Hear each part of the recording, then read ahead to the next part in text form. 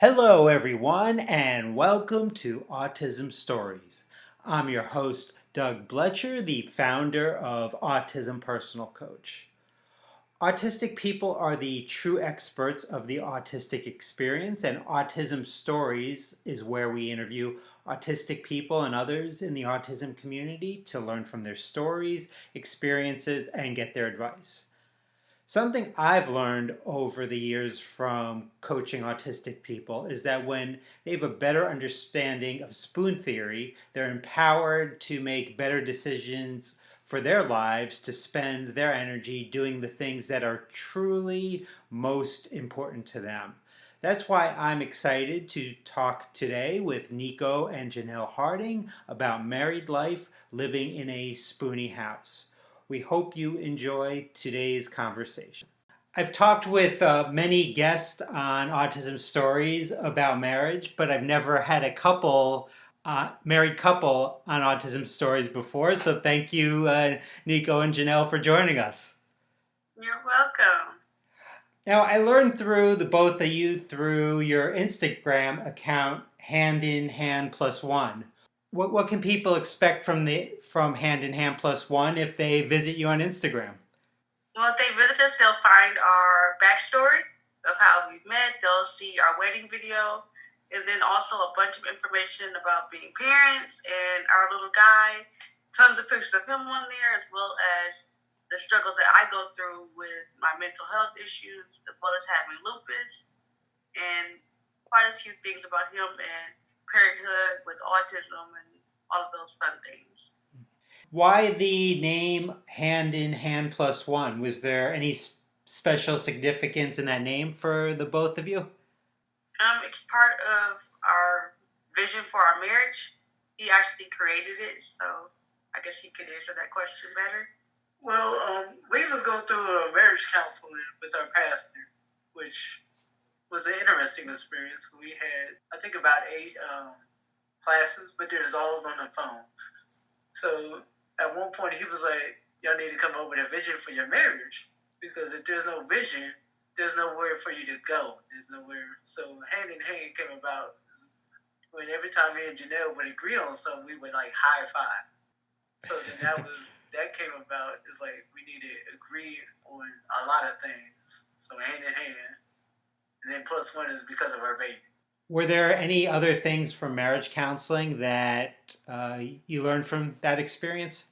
I guess learning what marriage was truly about, like God ordained marriage, like marriage from the beginning.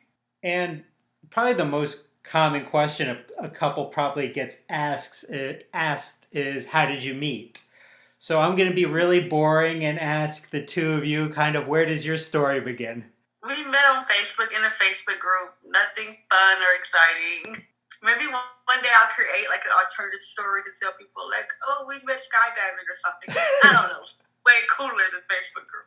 That sounds really scary to me, skydiving. I don't know why humans do those things. Yeah, I don't think either one of us would go skydiving. But yeah, it was through a Facebook group, and then we started chatting through a Facebook Messenger. And then I guess I ended the conversation because I was going through some personal stuff myself. And then we started back again, and thank God. And now we're here. And how long did it take before the two of you kind of met in person? A little over a month. Yeah, then we had our first date, and then it was a tornado warning on our first date. Yeah. And I said, we're going on this date no matter what. And it was to a poetry open mic. Poetry open mic. Hey, great. I love open mic. Yeah, it was pretty fun. Have you ever seen this show, America's Got Talent? Yes, I love that show. Definitely awesome. So did you see the winner of this season was a spoken word poet? Yes, which is interesting because generally when I watch that show, I always think the most high energy act is going to win. So I was like, oh, okay, they changed it up. Maybe because of COVID, they want it a little bit calmer. I don't know. She used to do poetry, so that's why she's interested in poetry. Used to, I don't know. She'll pick it up again. I know the two of you on your Instagram talk some about living in a spoonie house. First off, what is your definition of what a spoonie house is? That's a household where multiple people have a disability or a chronic illness. And spoonie is used both in like my mental health journey. Therapists use the word spoonie a lot, and as well as the lupus communities, we all say the word spoonie. It's basically, let's say, you start the day off with a certain number of spoons, and certain activities require half a spoon or 3 spoons, but you only have this set number of spoons each day. And depending on where your mental health is or where your physical health is, determines how many spoons you need per activity.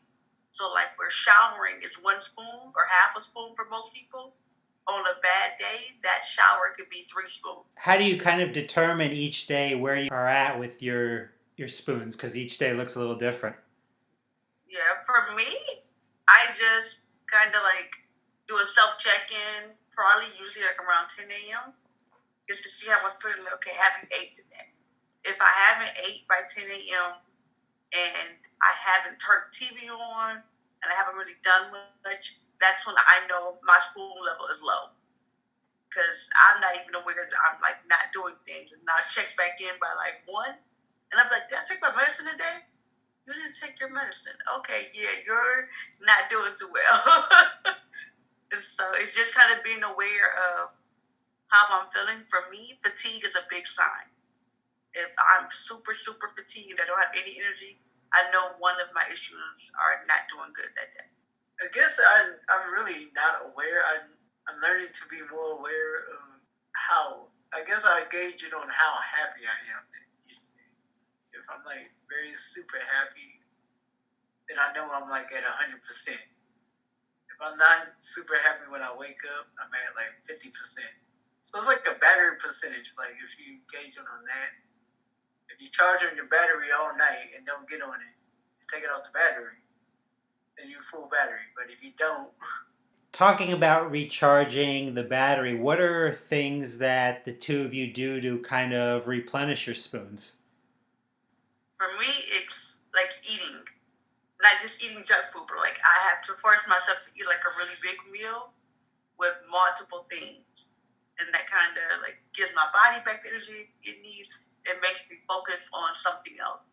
So like mindfulness is really big. And if I have a big plate of food with like 5 different items on it, I'm more mindful as I'm eating because I'm concentrating on which item I'm picking up and all of that stuff and how does it taste, and that kind of centers me and helps me recharge.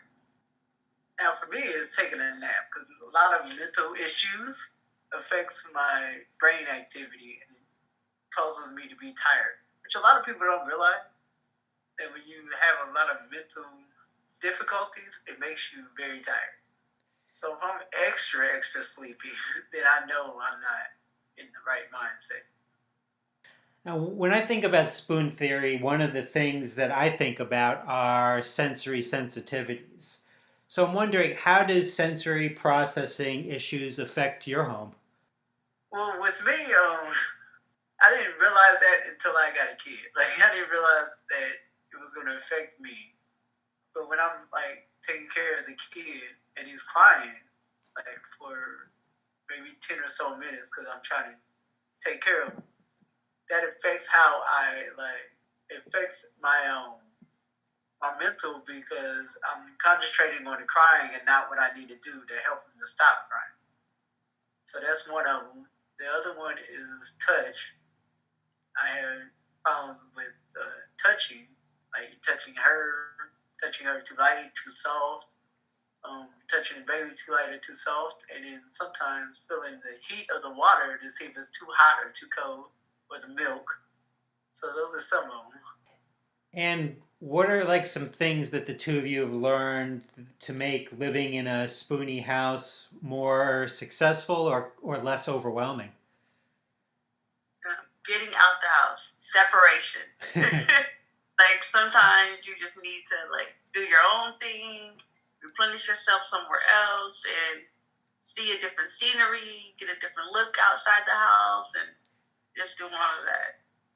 And self-care, like knowing what you need that day to be able to function. Well, COVID has definitely made that a little harder for for us to go out and actually do stuff. Taking our baby with us, we don't want to take our baby and expose it to anything.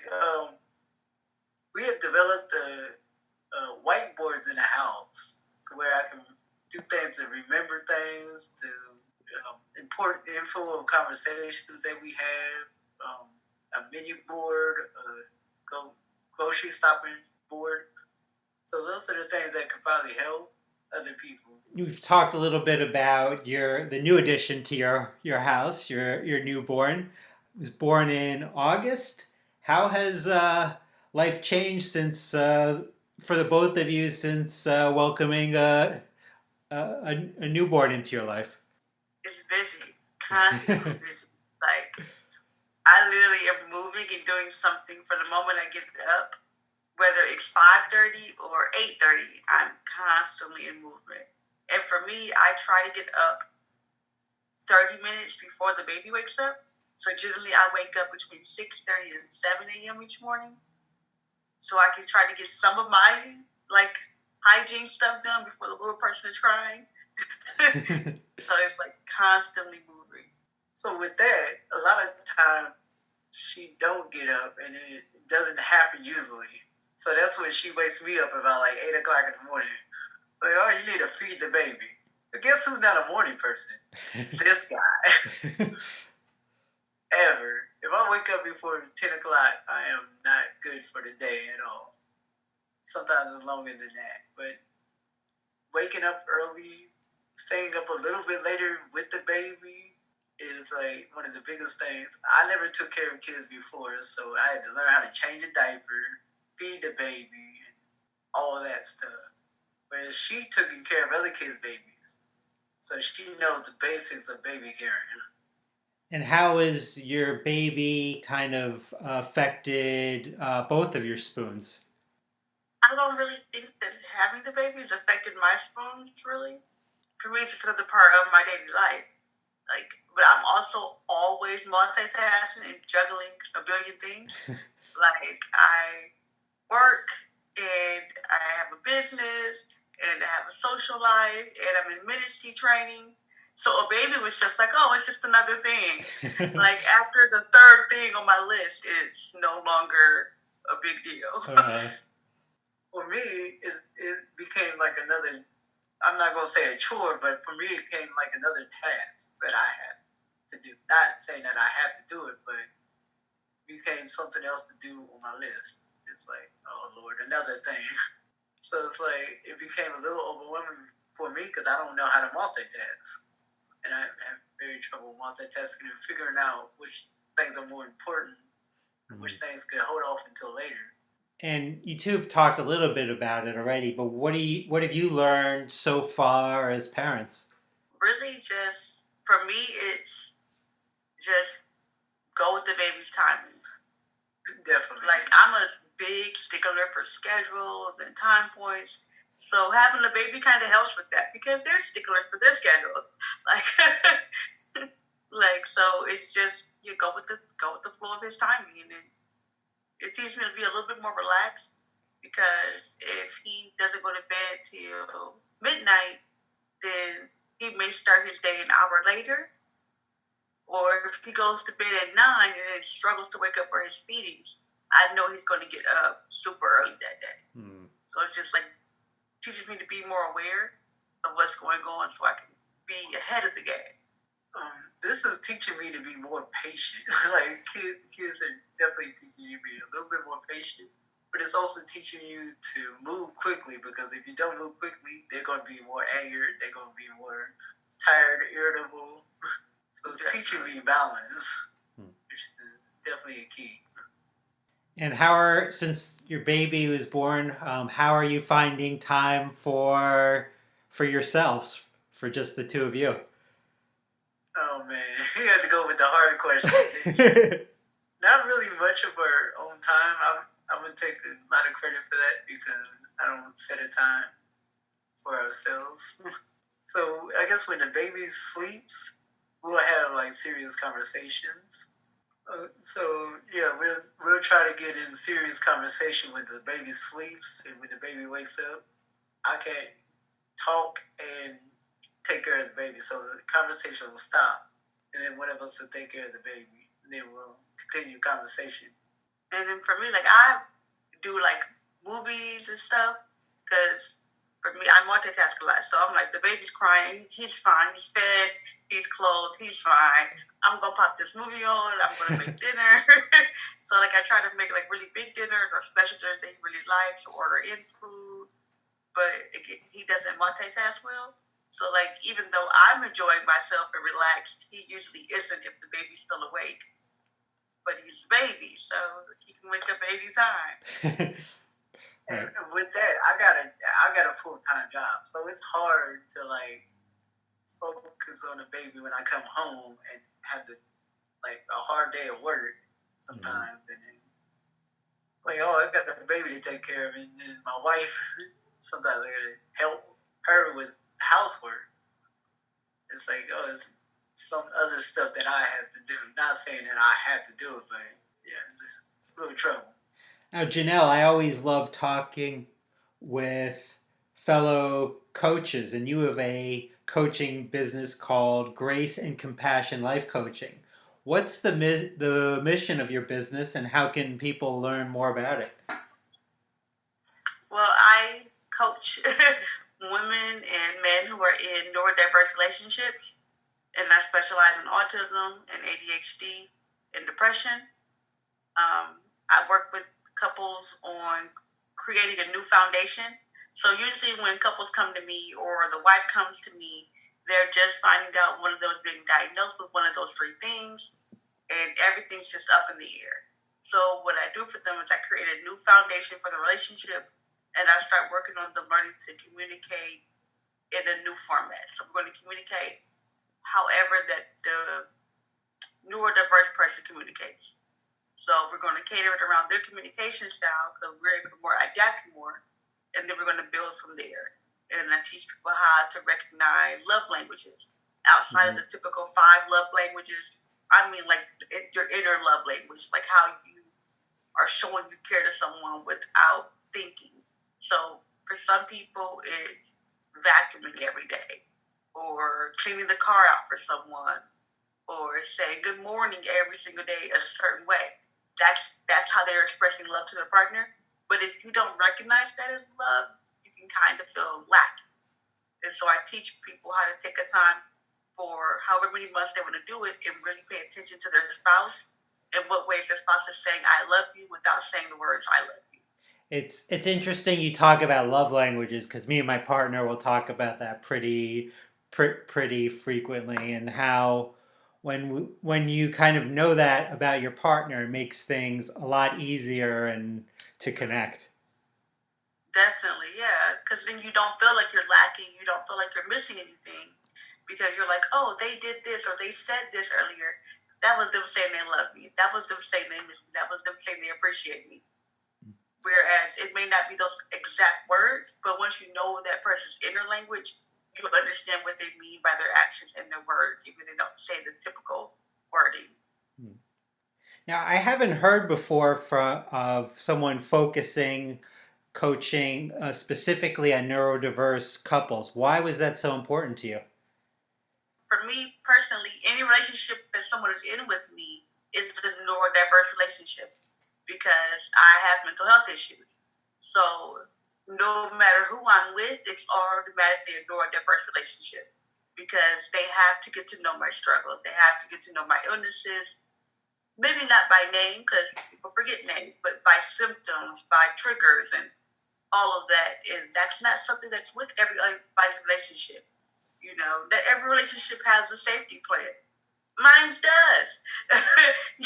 So knowing that that's a part of my daily life and then marrying someone who has autism, it added another layer to that.